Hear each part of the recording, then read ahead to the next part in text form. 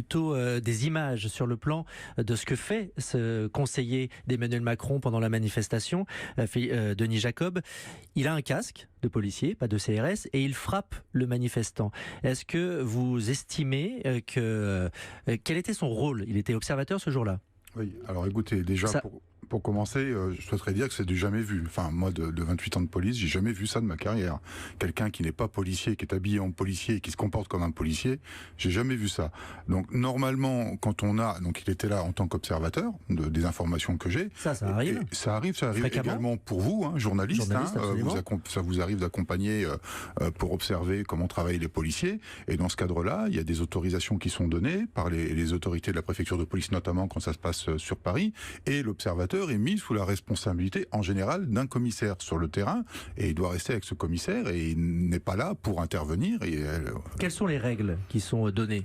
De l'observation uniquement? On lui fournit quand même un casque, une protection? Moi, ce qui me surprend, c'est qu'il n'ait pas été équipé de matériel de protection civile, qu'il ait porté un casque police, qu'il a été porteur d'un brassard police et même d'une radio, d'après les vidéos qu'on peut voir. Moi, ça m'interpelle, et ça m'interpelle d'autant plus que les sanctions qui ont été prises contre cette personne, que je ne connais pas, il ne m'appartient pas de porter de jugement sur ce monsieur. Une mise à pied de 15 jours. Mais ça aurait été un policier. Le policier, il aurait été mis en examen tout de suite, il y aurait eu une procédure judiciaire, il aurait été placé en garde à vue, il y aurait eu une enquête administrative qui aurait été conduite, il aurait été changé de service ou suspendu, enfin... Vous dénoncez une sanction à deux vitesses? Mais complètement. Je veux dire, on nous rappelle quotidiennement l'exemplarité, les règles de fonctionnement de la police, le code de déontologie. Et quand on nous parle d'exemplarité, l'exemplarité, quelle que soit la fonction ou l'autorité d'une fonction publique, elle doit être à tous les niveaux, y compris au sommet de l'État.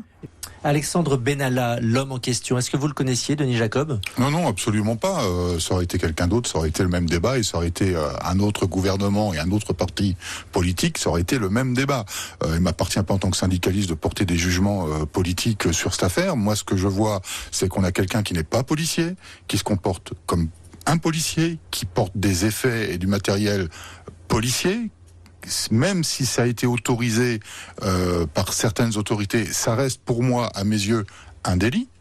Puisque se faire passer pour un policier, c'est un délit, et en l'occurrence, il ne l'est pas. Et se comporter, en plus de la manière dont il s'est comporté, particulièrement violente, on est quotidiennement stigmatisé dans les missions de police en nous taxant de provocateurs et d'auteurs de violences policières. Est-ce que vous avez le sentiment que ce genre de fonction d'hommes, de personnages qui font partie du protocole ont un ascendant et empêchent votre travail de policier au quotidien ?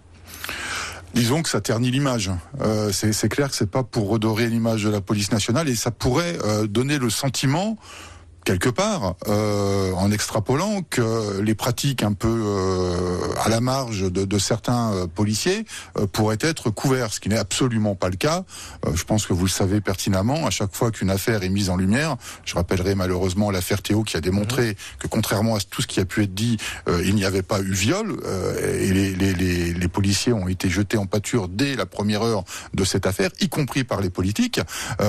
Donc effectivement, le comportement de personnes publiques comme Monsieur Benalla ne favorise pas à redorer l'image de la police nationale. Merci pour votre analyse. Merci d'avoir été en direct sur Europe 1. Philippe Moreau-Chevrolet, professeur de communication politique à Sciences Po Paris et président de MCBG Conseil, et Denis Jacob, secrétaire général du syndicat de police alternative CFDT.